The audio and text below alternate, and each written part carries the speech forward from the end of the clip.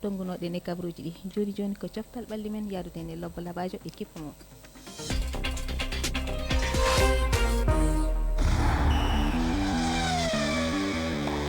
coftal ɓalli men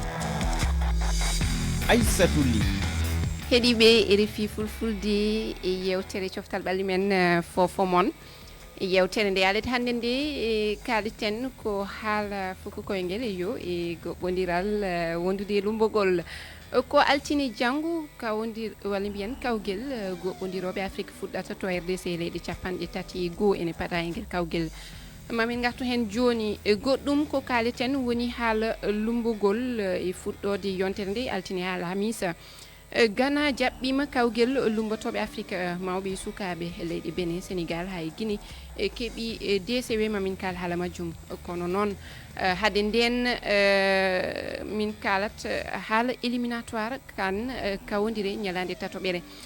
joofi aset hanki hande noon nayoɓere nde fuɗɗi holno jiruɗon golle diɗɗe ɗe nde yontere ɗum noon tedduɓe hol ɗiɗɗe ɗamini ɗon tawete kawgel kan hitande ujunaji ɗiɗi e nogas e joyyi ko wona ɗum teskama noon yoga e ɗiɗɗe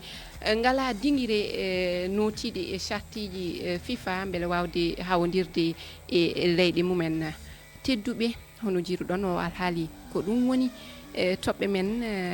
ma hoɓɓe men jaabo e namde men joni joni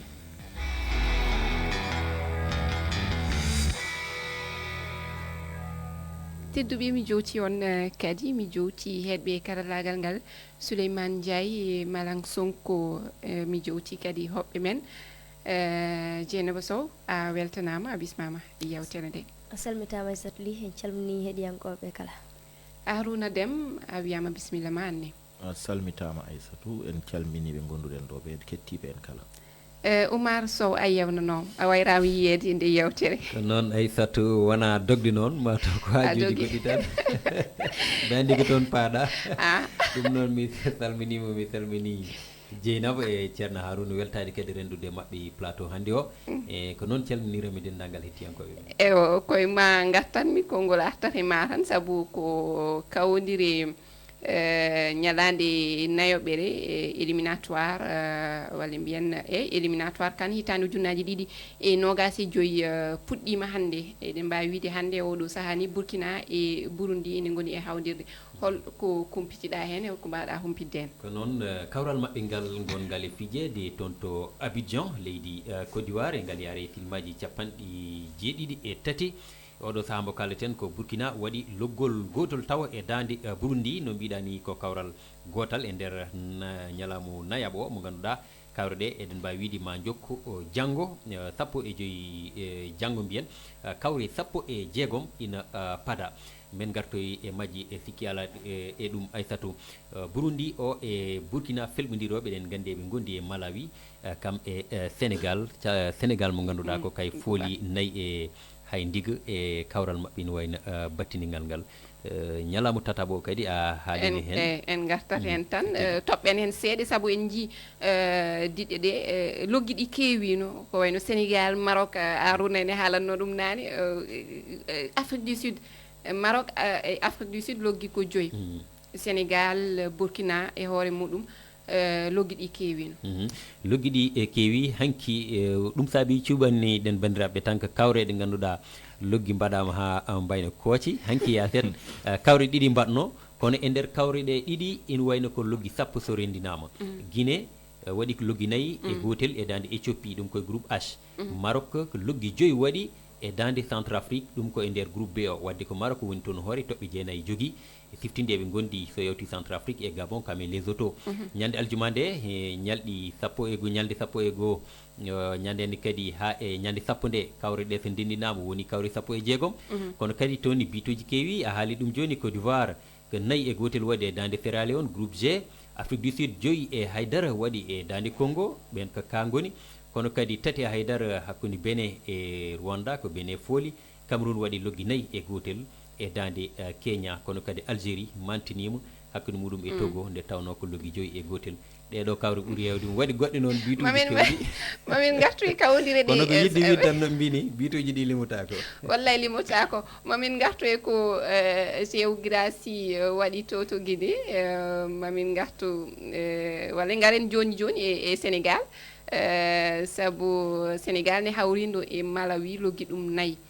keɗoɗen eltowo Sénégal Papa Thiaw wonko ɗiw suudi caggal un début de match difficile. Fuɗɗoode kawondiral ngal weeɓano e amen sabu diɗɗal Malawi ngal ene darti ha tiiɗi nde ɓe dokka kartal baɗowal kamɓe fof ɓe ndenti e dakaji ɗi nde min loggi e dawal gadanal ngal mbimi fettoɓe am yo pettir jam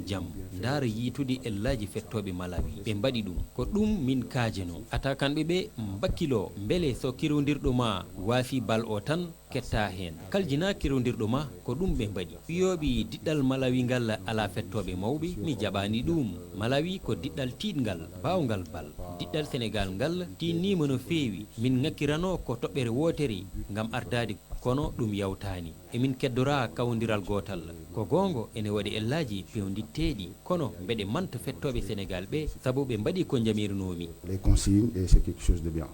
e on woni Pape Thiaw kanko noon lomti Cissé mbiyen kanko lomti taw Cissé saabu andaka hol goɗɗo garowo Jeynaba mi yima aɗa moosa nde wiyata Malawi ko diɗɗal tiɗgal an jeeɗa koye wiyoɓe Malawi anda hay hunde kanko wiiri Malawi ko diɗɗal tiɗgal ha wiye ko coach moɗo maɗo Jeynaba hoto wat Jeynaba noon ko ɓooɗi yadude Aliou Cissé ala Aissat ne andi ɗum Aissat ne andi ko woni hen ko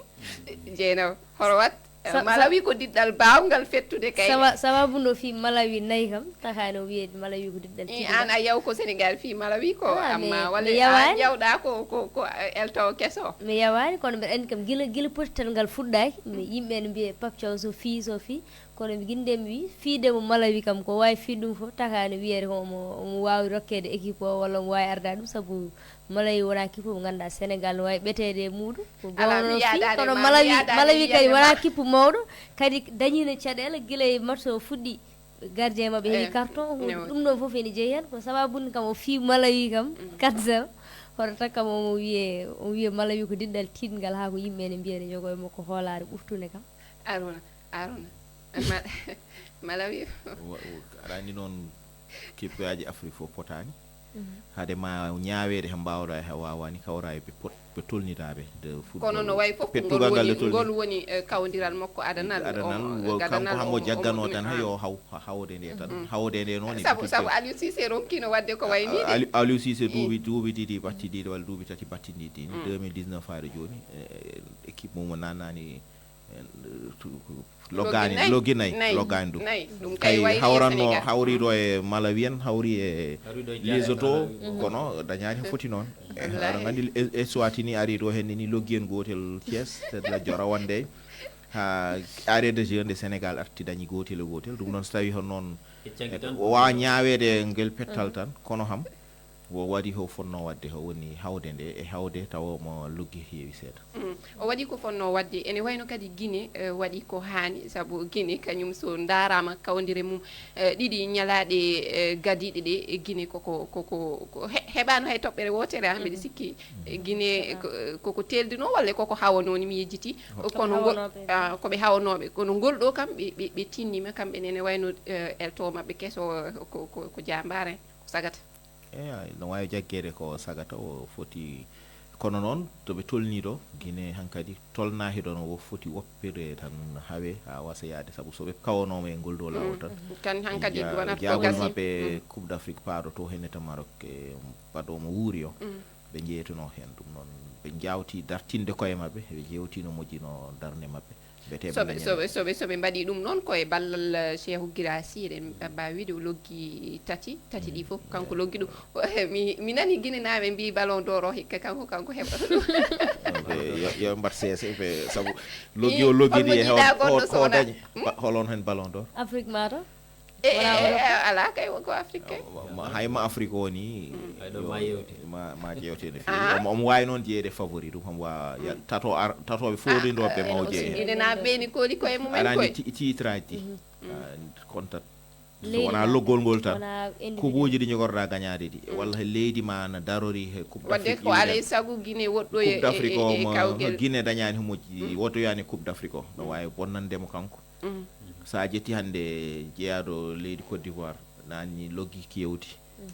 kawno makko ni ɓe poti wiide on dañno wiye dañi coupe d'Afrique kanko dañani coupe d'Afrique wiye walla woni champion to wattu fettata to Europe to kanko leydi keb mo woni to Allemagne to wona champion Allemagne so tawi on woni champion leydi gondi no wawi ardoyo ɗum fof no ƴeewde critère aji wona tan loggime won goddum ho natta hen kanko hande do tolni ɗo won wonɓe yeeso makko an kono loggiji kay ene waɗi hen fayida wadde wawi ballon d'or Guinée o ala onama elay sago so guinenaɓe poti tottirde rayar kolliro ɓurɗo darade pettugol tottani mo hikka ala wondi ɓe poti jewtade koye ewa goɗɗum tedduɓe côté ska woni e nde yontere en jii kawodire ɗe diɗɗe kewɗe hande kawodirani e leyɗe mumen hay kawodiral gongal e wadde hande woni Burkina woni Burundi kamɓe ɗiɗo leyɗe ɗiɗi ɗe foof kawodiri ko to Abidjan to Côte d'Ivoire benene hono noon mi haali haala Guinée ne hono noon kañumne Burkina leyɗe kewɗe min e humpitoji ɗi mbanmi tan mi yi fodde leyɗe nogasi goo ngala dinguire notiɗe sartiji FIFA ɗum sa ƴetti ɗum e Afrique aɗa wawi wiide feccere leyɗe Afrique fof ngala dinguire ɗum holto ello o woni holɓe mbawɗen felde mate ko hooreɓe laamuɓe walla joguiɓe fukku koyngel goni ɓe toppitaki dinguire ɗe walla tan ko kamɓe goni ɓe ƴeewani on banggue kadi on fango saabu jogade kadi dinguire ko hunde hande dinguire notiɗe chartiji FIFA mi yi Mohamed Salah wi kañum yahata Mauritanie tawetake ɗum ɗo ɗum kawodiral ɓe kani waddude Mauritanie saabi mum Mauritanie ko gazon synthétique woni ɗon so fetti ɗon ene wawi addandemo mo wawi barmude addanamo caɗele o haali ko sabu yiyama yaaɓe toon hewɓe nani hen gañande ayi Sénégal ni ɗe hitonde gonga ni pettowo goto Mauritanie najo gañnomo hen kono Habib Diarra debi gañande musde dañi ɗum toon gazon synthétique no waɗa homologué tan kono hewɓe yiɗano petta hen saabu no weeɓi gañoɗa hen ɗum noon o haali ko gonga sa ƴeewi so gonga tan darneteno wadde gazon hayga on fotani ƴewtede kono Mauritanie kam no mbiruɗani noon leyɗele kewɗe ngalade petti addi ɗum noon ha laamuji ɗi aɗa andi Afrique kam wona fédération no jogui sa yaltini ha wayno leyɗele bano Afrique sud walla Maroc walla Égypte fédération ji jala doole kañumen dañande de petti dinguiral de petti laamu jogui foof ɗum noon so laamu waɗani foti wadde ho mbete esta to no wonay sartiji CAF e FIFA ha darni ho tolno ɗon mbete no mbawa heɓde leydi ndi heɓa toon match uji mum ɗi ayi hande Abidjan coupe d'Afrique ɓe ummi ɓe dañi stade uji ha keewi nder Abidjan tan nayyi walla joyi nan toon stade uji kibaji jeego mi anda jeeɗiɗi nan toon e samedi dimanche o faade ɗo e talata équipe aji ma won hedde jeeɗiɗi leyɗele Afrique nan toon pettoyto aɗan ɓe jahanno ho Maroc ɓe jii Burkina hande Abidjan ɓuuri barade mabɓe ɓe jeehi toon Burundi fonno yaade leydi mum hande ba fettodirta e Burkina fonno wadde ko Bujumbura stade mabɓe ala ɓe gardi ɓe mbisade ɓen Abidjan yoɓe continue ɗon tan ɓe gona ɗon Guinée nan Maroc ne heewi leyɗele keyelde Afrique austral de wayno Lesotho en jaata Afrique du Sud toon pettoyta ɗum noon laamuji ɗi poti darade mbete haysa dinguiral gotal maɗa daña ɗum no wona lawol laamu ngu en jogui hen gueɗal muɗum kono kadi mate hande pelle ɗi ganduɗa ene tambi kala ko yowiti e fukku koyngel kañum en ne ngala hen gueɗal hay ɓiɓɓe leydi ni ngala hen gueɗal sen jii hande Mali wiyama toon ko seremɓe ɓe jahata so noddi jammaji mumen gona e mawloyde toon mbaɗa toon gueɗe mumen ha ɗo e Sénégal en jii hande dinguire amen ko sippiroɓe gonanno toon amma goɗɗum kadi addama toon ha e jogorgal ngal ko caɗele sabu sa mahi dingiral kadi a toppitaaki ɗum no haaniri ni ɗum ne kadi mate ello walla caɗele ɗe kadi gonani so diwi laamu ngu gonga laamu ngu en jogui hen gueɗal muɗum kono ɓiɓɓe leydi ndi ha e ɓe ganduɗa ko kañumen tambi ɗum ko kañumen goni hen kadi woni kaf en mataw walla fifa en pelle leyɗele ɗe e pelle leyɗele walla fédération ngaji ɗi mbita mbe sikki Harouna haali fédération kam ko sa wi ɗum tan mbiya laamu presque saabu jawdi mum ɓuuri en hewde ko laamu wallat ɗumen e ko nandi hen kono mbeɗa sikki kam boni hannde hay kaf no fonno ɗum wadde tan sarɗi waɗ ɗum kuugal leydi kam yoni ina fooɗodire walla ina yaaha ina tawa e ko wayno kanen mbeɗa sikki boni hayso dingiral gotal ina foti joguede hayso tawi ina wallite hen kono ɗum kam so Allah ina hani waylede en jii kadi leydi kewɗe e ɗi limtuɗa ɗo nogas e pawɗe ina poɗno ni heblude kan o taw an hay dingiral gotal ɗum ɓuuri hen hulɓe ay Sénégal e hoore muɗum ñande foɗodirta ina wawi taw ko ɗum addonno ɗo Sénégal Sénégal dañinɗen caɗele ha Sénégal e hoore muɗum kan ɗo e duuɓi tati ko d'Afrique watta ko Kenya Tanzanie e Mozambique kamɓe tatu fof hande soɓe jiiɗi fettude maɓe jalta ɓe ngala ɗo petti ɓe estotuji nana pewnena ma he parani taw ɗum gandirta café hoore mum haalto ho liggoto ho discours oral yaadani golle ɗe ɗum noon foti ƴewtede saabu ko gonga ni fédération ji kañum mbatta kono sa jetti leydi wanne Sénégal de jogui terrain gotel no fette bal lamba na waɗe hen jangdeje ko ɗum no waɗe hen so fédération wi hoto mbaɗe bona wiya a jeeya laamu jeeyi laamu noon no wela tottata ɗum waɗi leyɗele Afrique kewɗe ɗum bonnani aɗa andi Afrique bonni ɗum fof ko mbiyate entretien ala entretien infrastructure ala kono ɗum noon a ƴettat milliard uji mbaɗa hen so yonti noon ko kalis kewɗe e namdi saabu mi yi eɗi sikki ko stade Ablaye Wade ɗo e Sénégal entretien muɗum fodde hitande tan ma yettoyo e milliard fodde foti normalement ni so tawi temedde million ngaji so tawi no ɓe ndewi no stade o wiite stade coggu mahirangu sa jetti milliard uji temedere waɗi stade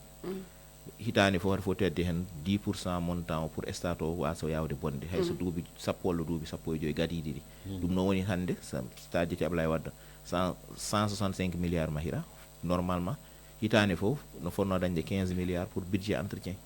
laamuji noon ngala kalis poddo noon bona mbaɗa hen sa jetti Ablaye kono hamɓe jaltini 1 milliard e mbaɗa hen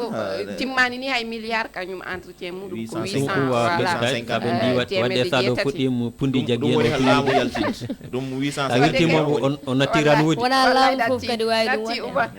wallahi natti ko toɓo ko toɓi hen seeɗa goɗon semori kono o ollinɗo buy eyyi kono ham semori ni stade o ɓe mbaɗani hen gadon gandata huuɗo meho ɓe mbat mélange wiyete gazon hybride plastique hay ɗum ene waɗa wadde ɗum ɓe mbaɗi stade Ablaye Wade o gazon mo woni hen o ko hybride no waɗi huuɗo ko huuɗo fonnoɗo wonde hen o kono no waɗi ketta hadi won produit goɗɗi mbaɗa hen plastique ni ɗum jiganta jaggude ɗum ho watte terrain synthétique kono huuɗo ho ko ɓuuri hewde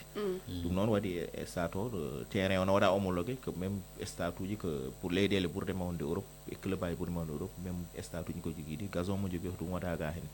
ɗum noon sa waɗi ɗum noy mana namdi kalis pour jagga ɗum no foti jaggirede ni wasa yawde bonde ne woodi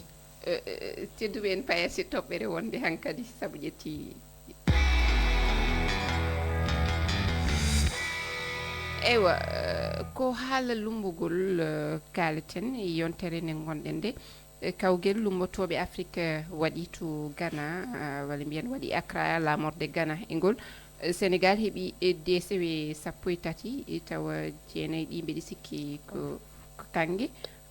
bene kañumen heeɓi DCW 31 e banggue Guinée kam ɗiɗo yanoɓe Fodé Amara Camara e Fatoumata Diaray Ba ko kamɓe janoɓe gartiri DCW ɗiɗi DCWal kalis e DCWal bronze en keɗoto noon joni bamɓe Bari Sako hoorejo diɗɗal Guinée lummotoɓe omo artana en hen athlète ɓe ɗiɗo ɓe waynaɓorde gorko e debbo gorko on kanko kadi mo wowno ƴettude kono e ngal jakari mo opira wowlanade men jiwnkon Fatoumata Diaray Ba ko annunnimo wadde compétition international bon minen zone 2 komin leyɗe 24 zone ɓurɗo janɗude on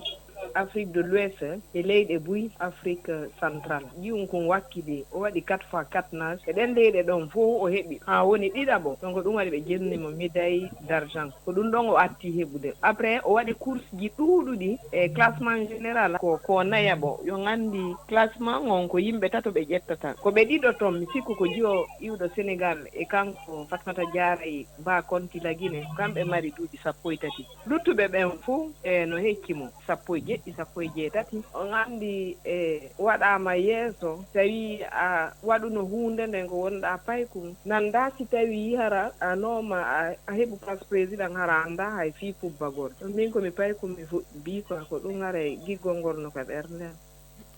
eyo on woni mbambe jaafoɗon Bari Sakho hoorejo ɗiɗal Guinée lumbotoɓe minen ndi kam koye duri min e waktu heewani mataw en moylat tan eywa wonko haali ɗo Sénégal kam ko artiri de sewi ne heewi saabu mataw yanoɓe ne heewi kono Guinée kam ko ɗiɗo tan kadi wonko haali wonde